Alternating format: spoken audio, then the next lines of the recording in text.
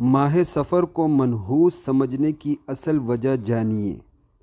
چونکہ ماہ سفر میں نبی پاک صلی اللہ علیہ وسلم بیمار ہوئے تھے، اس لیے جاہل لوگ ماہ سفر کو منحوس مہینہ سمجھتے ہیں۔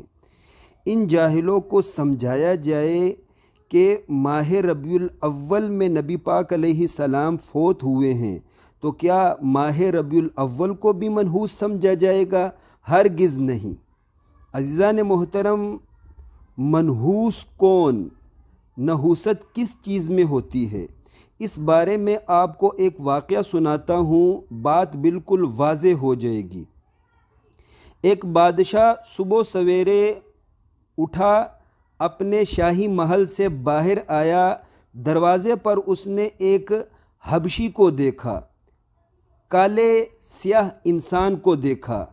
بادشاہ کا موڈ خراب ہو گیا اور آرڈر جاری کر دیا کہ اس حبشی کا بوتھا صبح صبح میں نے دیکھ لیا ہے، معلوم نہیں پورا دن میرا کیسا گزرے گا، اس حبشی کو پکڑ کر 100 درے لگائے جائیں۔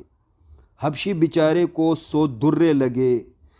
جب مظلوم پر ظلم کی انتہا ہو جائے تو مظلوم دلیر ہو جاتا ہے، مظلوم میں پھر بے باکی آ جاتی ہے۔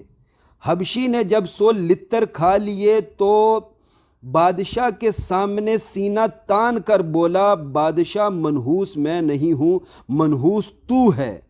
آج صبح سویرے تیرا بوتھا دیکھ لیا تو 100 لتر مجھے کھانے پڑ گئے، تو بتاؤ منحوس میں ہوا کہ تو ہوا؟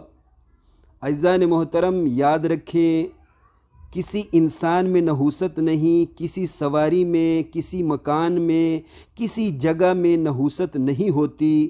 اگر نحوست ہے تو دنیا کی صرف ایک چیز میں نحوست ہے، اور وہ ہے گناہ۔